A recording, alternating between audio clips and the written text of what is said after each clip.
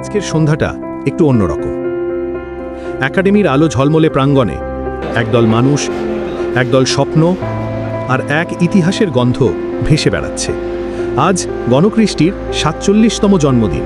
৪ দশকেরও বেশি সময় ধরে তারা মঞ্চে তুলে এনেছে হাসি, কান্না, প্রতিবাদ আর মানুষের জীবনের গল্প। সময়ের সঙ্গে সঙ্গে বদলেছে প্রজন্ম, বদলেছে শহর, কিন্তু গণকৃষ্টির মঞ্চে এখনও সেই অদম্য আগুন জ্বলছে, সেই ভালোবাসা, সেই দায়বদ্ধতা। আজ সেই দীর্ঘ যাত্রাপথে শুরু হতে চলেছে এক নতুন অধ্যায়। জন্মদিনের মঞ্চে শুভ সূচনা হচ্ছে একদম নতুন নাটকের।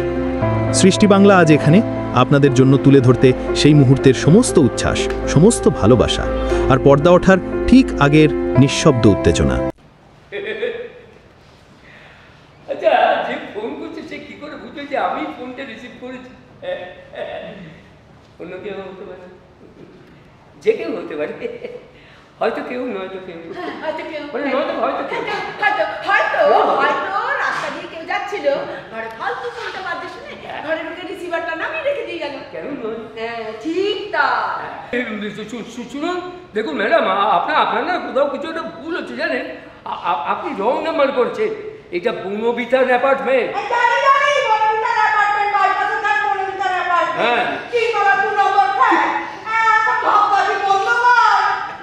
20 বছর আগে তো আমরা তস্কর বৃত্তান্ত বলে একটি নাটক করেছিলাম। তো তারপর বছর 20 আগে, অনেক দিন আগে, তারপর থেকে অনেক বন্ধু বান্ধব, আমাদের পরিচিত মানুষ, নানান সময় বলে তোমরা তস্করটা আবার করো না কেন, তস্কর করো না কেন। এইটা আমরা শুনে শুনে আসছি দীর্ঘদিন ধরে।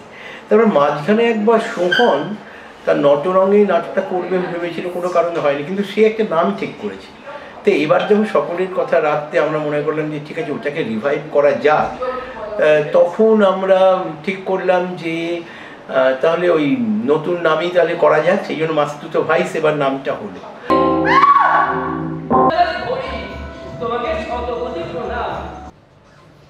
মানে কাটাহরির দল, মানে চিড়িয়াখানার বিখ্যাত সিদ্ধান্ত হরিপ্রসাদ চৌধুরী ওরফে কাটাহরি। Yes ma'am. ভুল বোঝাবুঝি ফলে না এমন হয়েছে, বেচারা ভীষণ আপসেট হয়ে পড়েছে গো। বাড়িতে আমারই বিছানায় তুই শুয়ে থাকবি, আমারই পাজামা পরে। জীবনে এমন অনেক কিছু আছে যা আছে না জানেন, জানলেও তো বুঝতে পারি না। এই যেমন আপনি এতদিন অজান্তে এই সতীনকে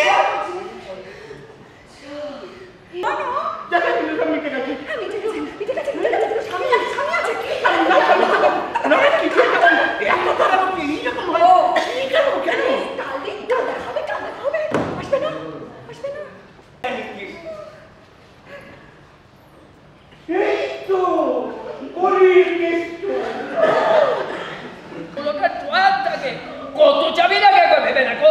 তারপরে কি জীবনের সাফল্য পেতে গেলে তো কত দরজা খুলতে হয়, তাতে কত তালা ঝোলে, তার জন্য কত চাবি লাগে। খুব ভালো লেগেছে, খুব কমেডির খুব আকাল। কমেডি নাটক করাও খুব কঠিন, খুব ভালো প্রযোজনা, খুব ভালো হয়েছে, খুব সুন্দর, খুব ভালো লেগেছে, খুব আনন্দ লেগেছে, মজা লেগেছে। সুন্দর production, overall set design, light এবং প্রত্যেকটি অভিনয় খুব সুন্দর হয়েছে, খুব ভালো। এবং প্রিমিয়ার শো একদম ফ্লারিশ করে বেরিয়েছে নাটকটা, খুব সুন্দর লেগেছে। দারুণ দারুণ, এত ভালো একটা প্রযোজনা অনেকদিন পরে দেখলাম। ভীষণ ভালো, ভীষণ, এক কথায় অনবদ্য ভালো। অমিতাভ নাটক আমি ছিল আমার বন্ধু, ব্যক্তিগত বন্ধু। ভালো। কেমন লাগলো? বেশ ভালো, প্রথম অনুষ্ঠান হিসেবে, প্রথম প্রোডাকশন হিসেবে এটা বেশ ভালো। মন ছুঁয়ে গেছে, প্রাণ খুলে হাসির এর বিকল্প কিছু নেই। আমি একজন পেশাদারি ডাক্তার, তো আমরা বলি হাসি হলো সবচেয়ে বড় ওষুধ। সবাইকে বলবো এই ধরনের মজার নাটক দেখুন, হাসুন, দেখবেন ওষুধপত্র খেতে হবে, এমনি ভালো থাকবেন। দেখলাম খুব ভালো, আর মানে খুব এনজয় করলাম। মানে এখনকার দিনে যেটা হয় বেশিরভাগ নাটকই দেখি খুব সিরিয়াস নাটক, হ্যাঁ, সেইখানে দাঁড়িয়ে এরকম একটা হাসির নাটক, হ্যাঁ, মাস্তুতো ভাইস, তাই তো। আমি এই নাটকটা অ্যাকচুয়ালি প্রায় 20 বছর আগে দেখেছিলাম, তখন তখন তস্কর বৃত্তান্ত নাম দিয়ে, এবং তারপর এটা দেখলাম অসম্ভব ভালো, খুব এনজয় করেছি, প্রচণ্ড হেসেছি। ওটার নাম ছিল তস্কর বৃত্তান্ত, সেটাও দেখেছিলাম, সেটাও ভালো ছিল, কিন্তু এটা আরও বেশি ভালো লাগলো।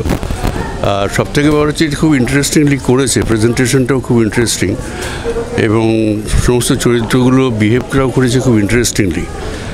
মানে সমস্ত বিষয়টা আমার কাছে খুব ইন্টারেস্টিং লেগেছে, এবং দর্শকের রেসপন্স দেখে বোঝা যাচ্ছে তারা খুব এনজয় করছে।